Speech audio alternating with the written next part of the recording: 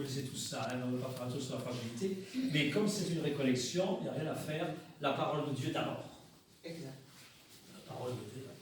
Ah, mais c'est ça le mot. La parole de Dieu.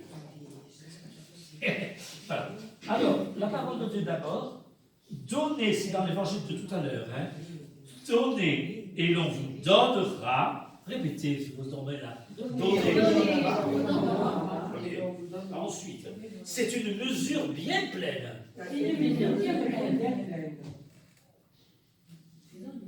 Attention.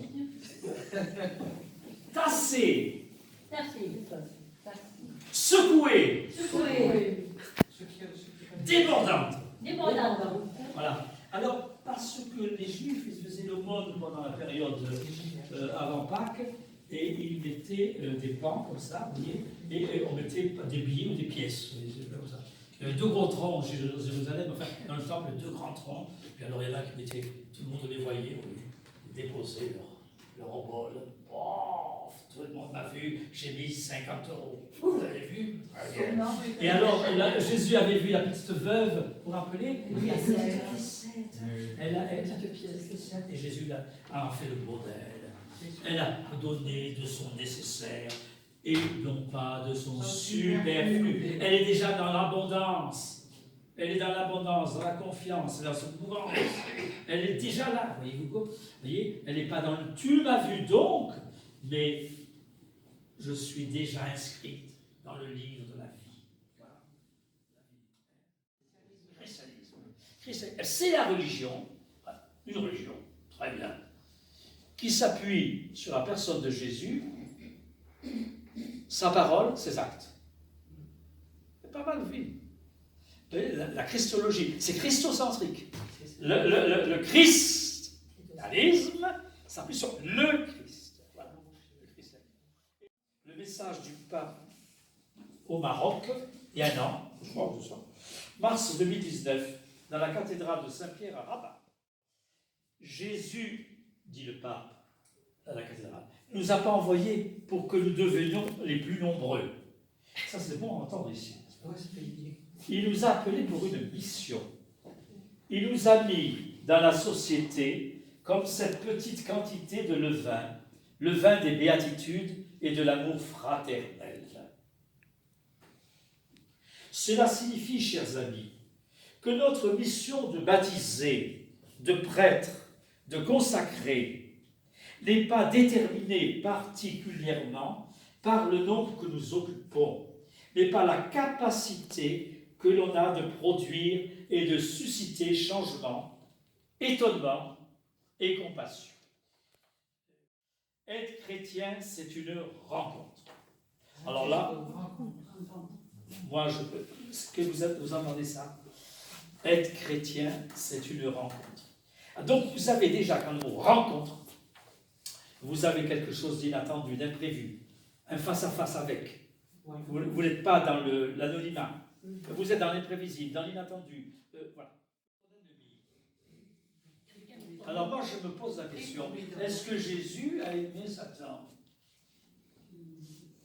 C'était l'ennemi fondamental. Fondamental. Satan, c'est celui qui divise, qui fout la pagaille, quoi. Et Satan, j'en parle un petit mot comme ça, je dis c'est une intelligence sans amour. Et une intelligence sans amour, c'est-à-dire une lucidité, et en même temps sans amour. C'est-à-dire qu'il n'y aura jamais d'union, il y aura toujours une impossible communion. Alors Satan, Jésus, moi ce que je peux dire, Satan c'est le Père hein, qui doit s'occuper de Satan. Il a permis l'existence de Satan. Oui, alors pourquoi c'est un gros problème. Vas-y. C'est curieux ça. C'est curieux. Et c'est pour ça que ça pose problème. Ça interpelle quand même. Oui. Tu as le préposé des Jésuites, le grand patron des Jésuites, tu crois pas à Satan. Alors le pape est vite en au créneau pour dire que Satan existe. Pourtant c'est juste humain. Hein. Et Jésus a combattu les œuvres de Satan. S'il y a des œuvres de Satan, Satan existe. Voilà. Hein. Et il est venu le vaincre à la croix. Et il est venu le vaincre à la crois. Et bon, je partage toi, hein, comme toi. Oui. Mais je comprends des gens qui posent des questions. Alors, mais en tout cas, il a combattu les œuvres de Satan. Voilà. Alors, le bon samaritain. Pourquoi il est toujours là? Je crois que dans le Samaritain, il y a le mot, on l'a dit aujourd'hui, l'éloge de la, comment on l'a dit tout à l'heure, comment c'est pas l'éloge de la fragilité. Alors, voilà, les fragiles. Alors, là, on est sur une rencontre. Le vulnérable approché va me sanctifier. Le vulnérable approché va me sanctifier. Autrement dit, même ma vulnérabilité personnelle est un moyen de sainteté. C'est pas le problème. Voyez, tournez le truc. Hein? Parce que je suis vulnérable, je suis sanctifiable. Mais il faut accepter. Il faut accepter ma vulnérabilité. Je n'ai pas donné de leçons à personne. J'ai ma fragilité. Connue de moi, des autres, ou dans l'intime, de l'intime, de l'intime, de l'intime, de l'intime. Je vais me présenter alors. Donc, mon nom c'est Sœur Claire Michel. Voilà. Donc, je suis une religieuse de ce monastère de Clarisse. Alors, les Clarisses sont arrivées ici en 1941. Et c'était autrefois une maison, donc l'ancienne maison était habitée par les franciscains. Et avant les franciscains, au 19e siècle, c'était une dame qui s'appelait Madame Closeau, qui était très chrétienne, très croyante, et qui avait pour père spirituel un franciscain, à qui elle a ensuite